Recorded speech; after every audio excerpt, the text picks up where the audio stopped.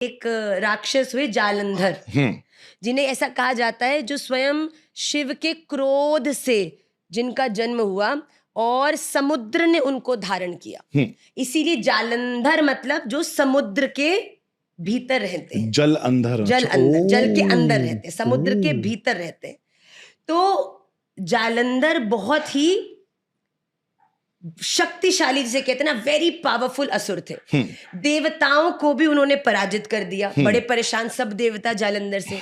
तो ये सब देवता गए भगवान विष्णु के पास और उन्होंने बोला, भगवान हमें जालंधर को किसी भी प्रकार से इसका उद्धार करना पड़ेगा, वरना सारा का सारा स्वर्ग लोक आदि ये जीत लेगा जी।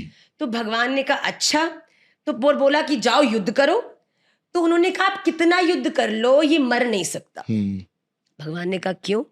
तो भगवान को बताया देवताओं ने कि इनकी पत्नी है जिनका नाम है वृंदा।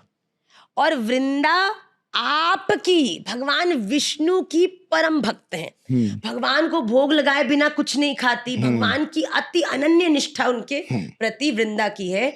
और वो इतनी बड़ी पतिव्रता है कि पति कमजोर होते हुए भी पत्नी का तपोबल इतना है कि पति के आसपास कवच की तरह रहता है, कोई कुछ नहीं कर सकता। तो भगवान ने कहा अच्छा, तो फिर लीला करनी पड़ेगी। अब भैया भगवान के भक्तों को भगवान के अलावा कोई ना जीत सके। अब भगवान को ही आनो पड़ो नीचे। तो भगवान जब एक बार जालंधर युद्ध करने गए थे तो जालंधर का रूप धारण करके वृंदा जी के पास गए और उनका पति जो व्रत था उसको भंग करा। और जैसे ही भंग करा उसी वक्त शिव ने जालंधर को मार दिया। तो वृंदा जी बड़ी परेशान हो गई कि ये कैसे हो गया। तो उनको पता चला कि ये जो आए थे ये जालंधर नहीं, ये स्वयं विष्णु थे। अब ये देखकर उन्होंने भगवान विष्णु को श्राप दिया। और भगवान विष्णु उसी वक्त जड़वत होके शालिग्राम जी के रूप में परिवर्तित हो गए। क्या श्राप दिया था? कि आपने जिस प्रकार मेरे पति को मार कर मुझे जड़वत कर दिया, आप भी इस ग्लानि के संग जड़वत हो जाओ। तो भगवान शालिग्राम जी का रूप धारण कर लिए, पर भगवान के हृदय में इतनी ग्लानि हुई, उसी क्षण वृंदा जी ने भी अपने शरीर का परित्याग कर दिया। जिस स्थान पर उन्होंने परित्याग किया उस स्थान पर एक तुलसी का पौधा उगाया।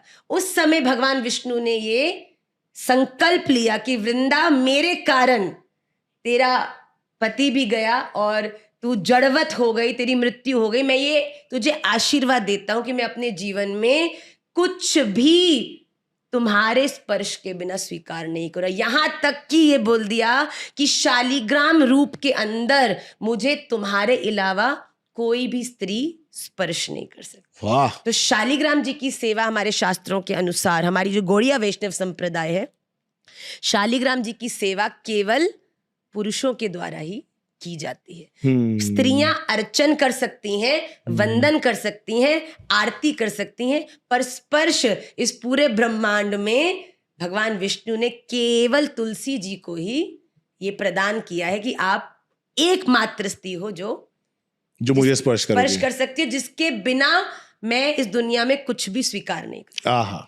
आहा। तो ऐसी वृंदा महारानी की ये, और कहा कि वृंदा, यही मतलब वृंदा महारानी भगवान विष्णु की अति अति प्रिय है। मतलब कि वृंदा महारानी जो कह दें ठाकुर जी तथास्तु। तो उनके पास वो बल है कि कठिन से कठिन जीव के हृदय में भी भक्ति का संचार करें।